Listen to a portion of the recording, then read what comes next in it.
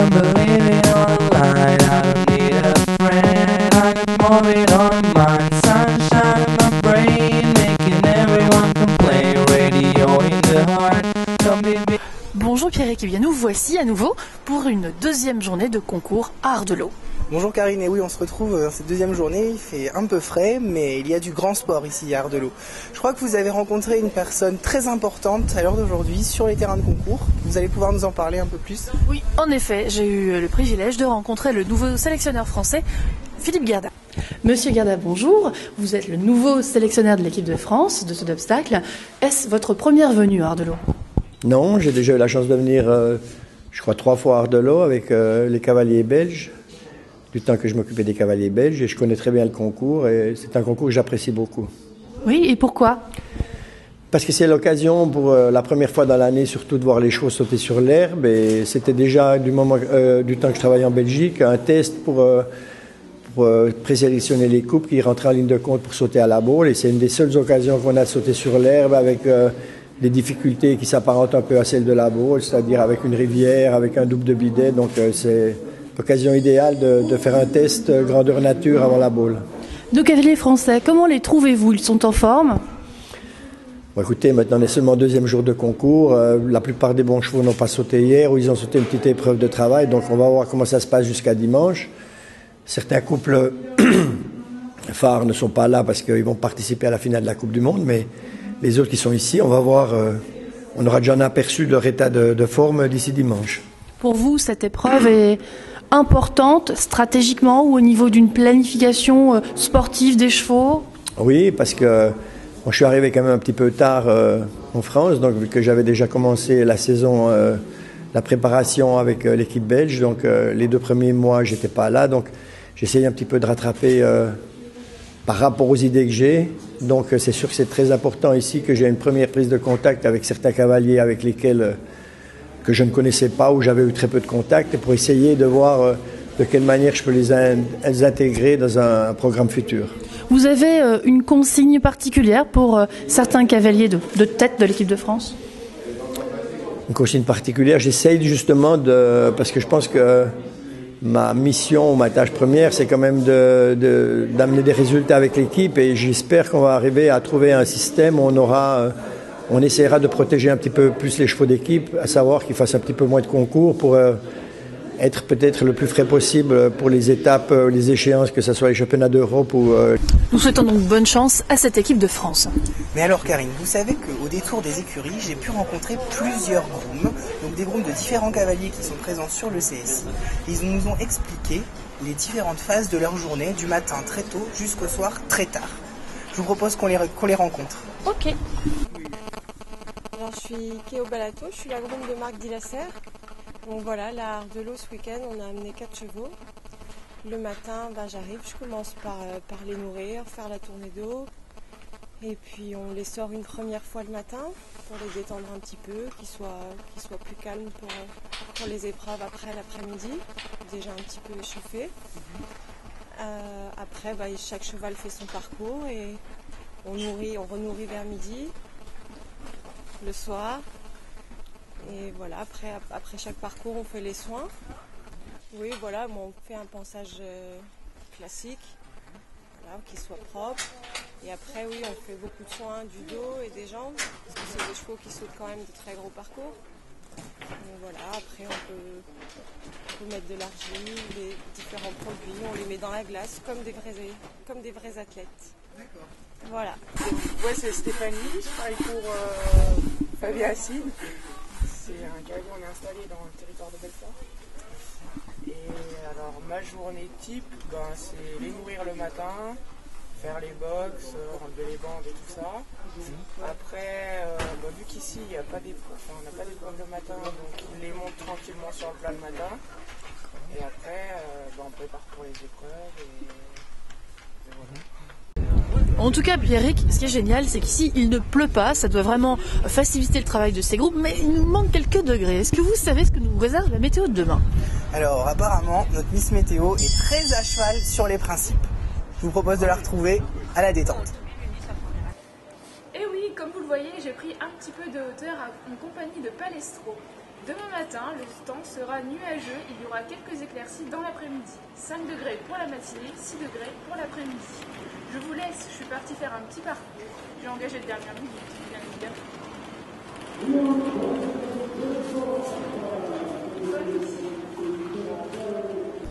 Bon, espérons que Miss Météo est une bonne grenouille. Hein. En attendant, il me semble que vous êtes allé, vous aussi, encore une fois, flâner dans les coulisses. Hein. Qu'est-ce que vous avez fait là-bas?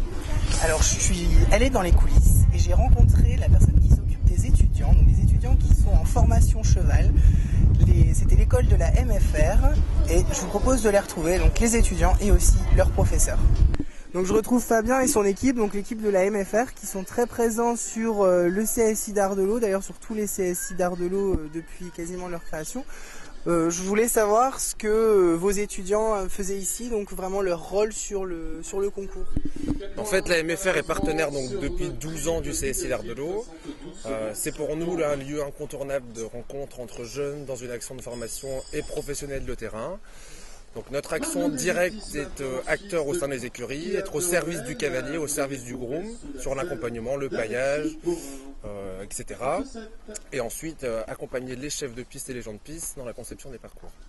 Et pour les étudiants, quel intérêt ils ont d'être ici? Alors l'intérêt c'est d'être du coup échanger avec des professionnels, des vrais professionnels de la filière cheval, et développer un réseau de connaissances leur permettant de découvrir et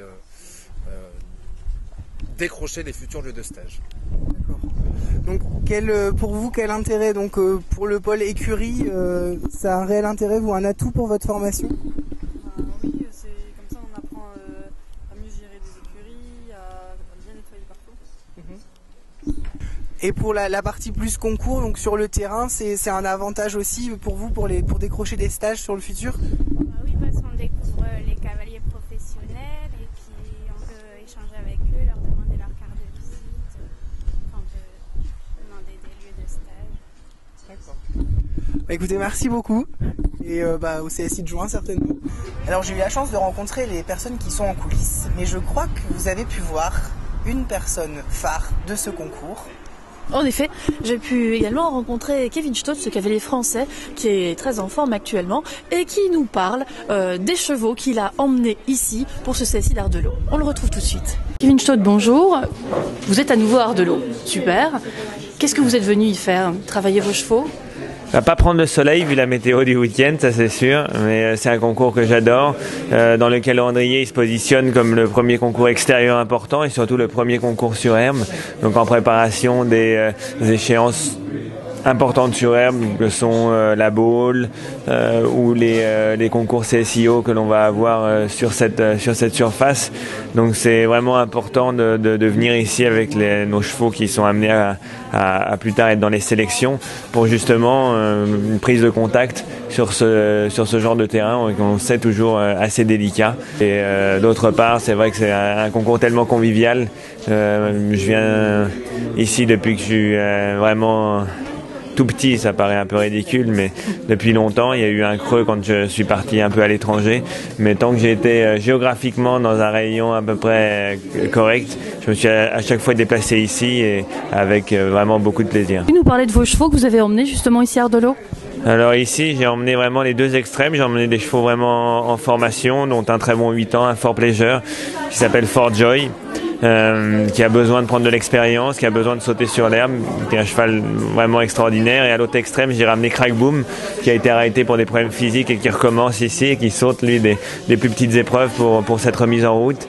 Et voilà, entre les deux, il y a Rêveur, un de mes chevaux de Grand Prix actuellement, qui a besoin de ressauter après la saison indoor. Il a eu un petit break et il ressaute en vue des bonnes échéances. Donc il est là aussi.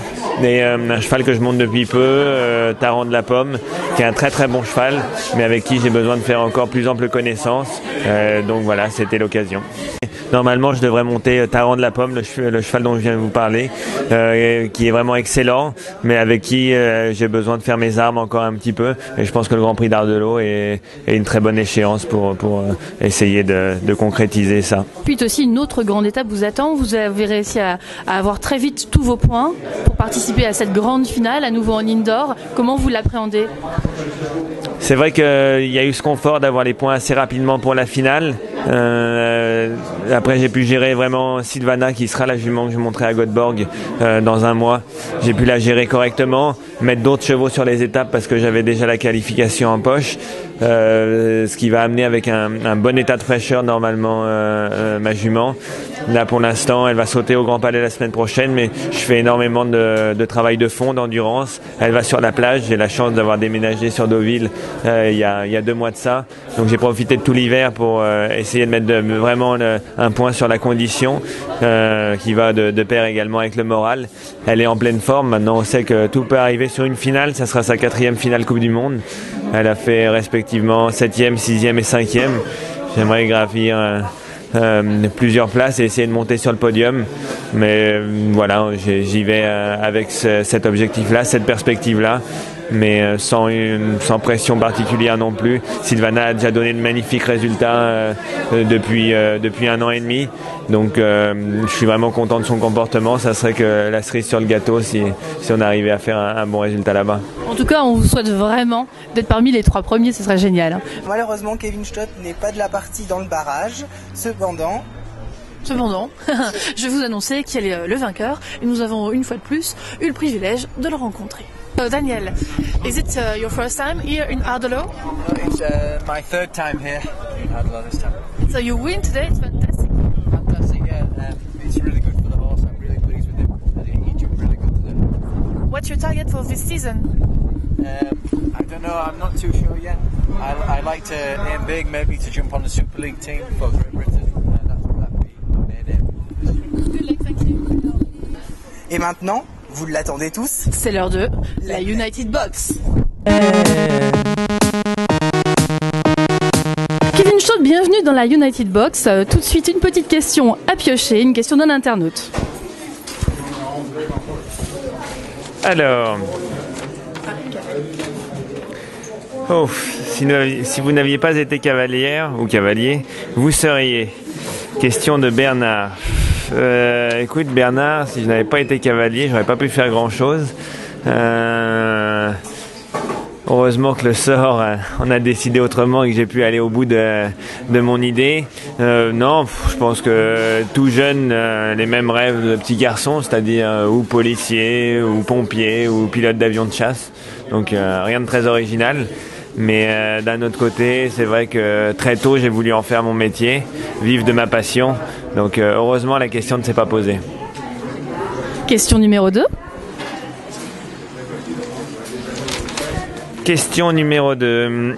Vous arrive-t-il d'emprunter un produit dans la malle de votre cheval pour vous? Question de Valentin. Très bonne question. C'est vrai que il y a beaucoup de similitudes dans les produits qui sont utilisés pour les chevaux, beaucoup de similitudes avec les produits humains, que ce soit essentiellement dans les produits de massage, c'est-à-dire toutes les crèmes pour l'échauffement musculaire, le dos, les membres des chevaux. Ou pour toute l'homéopathie qu'on utilise, soit d'un point de vue de la nervosité, soit d'un point de vue homéopathique avec les plantes. C'est vrai qu'il y a énormément de similitudes, alors à ne pas utiliser les mêmes doses évidemment, mais ayant des problèmes de dos en ce moment, c'est vrai que j'utilise pas mal toutes les crèmes, que ce soit des crèmes relaxantes ou chauffantes avant l'effort. Question numéro 3. C'est une règle, il peut y avoir une question pour les autres. Dernière question. Quelle est votre plus belle grimace? Question de Damien. Je ne sais pas à quoi elle ressemble, mais en tout cas, elle est visible en sortie de piste quand j'ai fait un mauvais parcours. Mais je ne peux pas la décrire. Il faudra regarder la prochaine fois que je sors de piste avec un mauvais parcours.